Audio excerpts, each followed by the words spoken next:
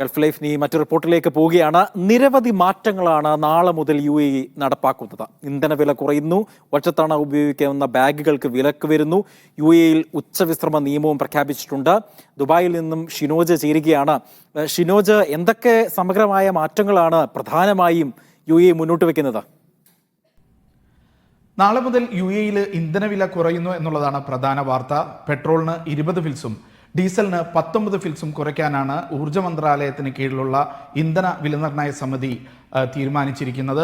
കഴിഞ്ഞ 3 മാസവും UAEയിൽ പെട്രോളിന്റെ വില കൂടുന്ന ഒരു പ്രവണതയാണ് ഉണ്ടായിരുന്നത്. ജൂൺ മുതൽ വില കുറയുന്നു എന്നുള്ളത് പ്രവാസികളടക്കമുള്ളവർക്ക് വലിയ ആശ്വാസമാകും.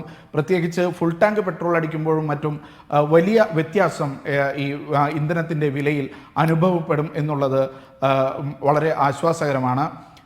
3 തരം പെട്രോളുകളുടെ വിലയിലും 20 ഫിൽസ് വീതം കുറയ്ക്കാൻ തീരുമാനിച്ചിട്ടുണ്ട്.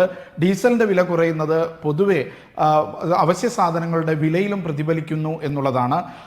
വില കുറയ്ക്കാൻ തീരുമാനിച്ചതിന് തൊട്ട് പിന്നാലെ അജ്മാൻ അടക്കമുള്ള പല എമിറേറ്റുകളിലെയും ടാക്സി നിരക്കും കുറയ്ക്കുന്നതായി പ്രഖ്യാപിച്ചിട്ടുണ്ട്. അതുകൊണ്ട് തന്നെ പ്രവാസികൾക്ക് ഈ വളരെ ആശ്വാസം നൽകുന്ന ഒരു വാർത്തയാണ് ഇന്ധനവില കുറയുന്നു എന്നുള്ളത്.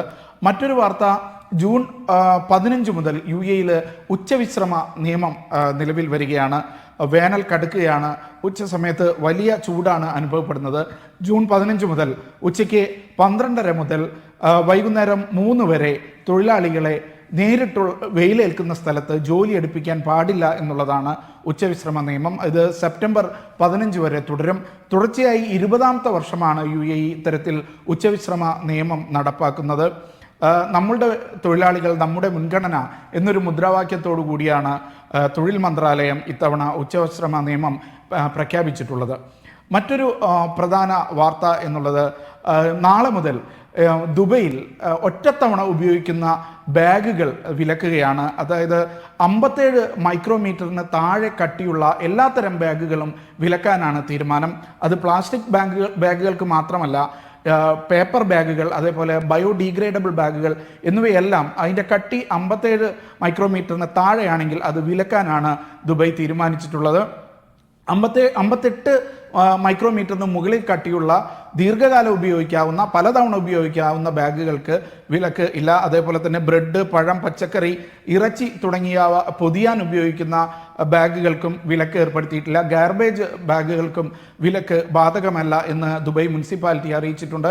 അതേപോലെ തന്നെ അബുദാബിയിൽ ഫോം കപ്പുകൾ നാളെ മുതൽ വിലക്കുകയാണ്. സ്റ്റെറോഫോമിൽ നിർമ്മിച്ച കപ്പുകൾ, പാത്രങ്ങൾ, അവയുടെ മൂടികൾ എന്നിവ പ്ലാസ്റ്റിക് നിരോധനത്തിൻ്റെ ഭാഗമായി നാളെ മുതൽ അബുദാബിയിൽ വിലക്കുന്നു എന്നുള്ളതാണ് മറ്റൊരു വാർത്ത.